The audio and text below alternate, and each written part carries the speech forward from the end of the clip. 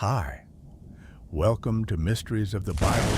Today's mystery title is The Nephilim. Were there giants in the Bible? A mystery as old as time. The wind howled through the ancient valleys of Mesopotamia, carrying with it whispers of a forgotten past. Beneath the sands of time lay buried secrets, stories of beings so massive and mighty that their very existence defied logic. Were they real? Were they legends? Across civilizations, myths of giants have persisted. From the towering titans of Greek mythology to the mighty beings of Norse legend, echoes of these colossal figures ripple through history. But could it be that the Bible itself holds the key to this mystery? In the pages of Genesis 6, verse 1 to 4, we find one of the most enigmatic passages of Scripture, a passage that speaks of the Nephilim, beings born of a strange and supernatural union.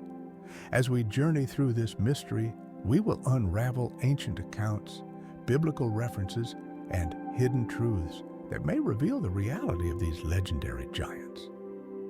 The strange genesis of the Nephilim. Genesis 6, verse 1 to 2.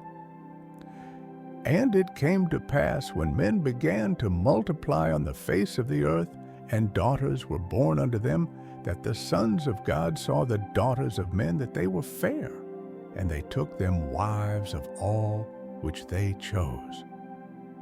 Before the great flood, in the days when humanity was still young, a peculiar event occurred, one that would shake the very fabric of creation. The sons of God, a mysterious term often associated with angelic beings, saw the beauty of human women. They took them as wives, and from this unnatural union came forth the Nephilim, beings of great stature and strength, creatures unlike any seen before. Some believe that these sons of God were fallen angels who left their heavenly abode to corrupt mankind. Others argue that they were the descendants of Seth, the godly lineage who mingled with the wicked daughters of Cain. But regardless of their origin, the offspring they produced were giants, fearsome and mighty, warriors who roamed the earth like gods among men. The world before the flood. Genesis 6, verse 4. There were giants in the earth in those days, and also after that, when the sons of God came in unto the daughters of men, and they bare children to them. The same became mighty men, which were of old, men of renown. The Nephilim were not ordinary men. They were warriors, rulers, and possibly even the inspiration behind the myths of demigods and heroes that would later appear in human history. Some ancient texts, like the Book of Enoch, describe these beings as tyrants, beings who taught humanity forbidden knowledge, introducing warfare, sorcery, and corruption.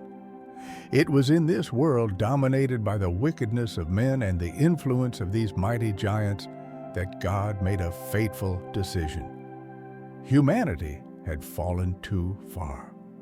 The earth was filled with violence and corruption. The Nephilim, these hybrid beings, were a symptom of a greater spiritual rebellion. And so, the floodwaters would come. The judgment of the flood. Genesis 6, verse 17. And behold, I, even I, do bring a flood of waters upon the earth to destroy all flesh, wherein is the breath of life from under heaven, and everything that is in the earth shall die. The great flood was not just about punishing mankind's wickedness, it was about cleansing the earth of a corrupted creation. As the rains poured and the fountains of the deep burst forth, the mighty Nephilim found themselves swept away in divine judgment. Their reign of terror was brought to an end, their stories buried beneath the depths of history. Oh, were they? Because the Bible suggests that the Nephilim appeared again, the giants. After the flood, Numbers 13, verse 33, and there we saw the giants, the sons of Enoch, which come of the giants.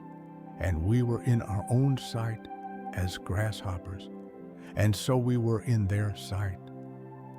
After the flood, when the Israelites scouted the land of Canaan, they reported seeing giants once again, the descendants of Enoch, who were said to come from the Nephilim. These post-flood giants became legendary warriors, the Rephaim, the Zamzumim, the Emim, and the Anakim. Even the infamous Goliath, who stood against David, was likely a descendant of these ancient beings. 1 Samuel 17, verse 4. How did they survive? Some speculate that the genetic traces of the Nephilim may have passed through Noah's family line. Others believe that fallen angels may have repeated their rebellion after the flood. Regardless, the influence of the Nephilim did not end with the flood. It persisted in pockets of history, shaping the battles of Israel and the legends of the ancient world. The mystery remains. The story of the Nephilim is one of the Bible's greatest mysteries.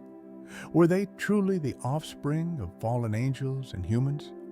Did they shape the myths of ancient civilizations? And do their remnants still exist in some way today? One thing is certain, their story is not just about giants. It is a tale of spiritual warfare, divine judgment, and the ongoing battle between light and darkness. As we seek to understand the mysteries of the Bible, we are reminded that our world is more than what meets the eye. There are spiritual forces at work, and just as in the days of Noah, God is calling His people to stand firm, remain faithful, and walk in righteousness.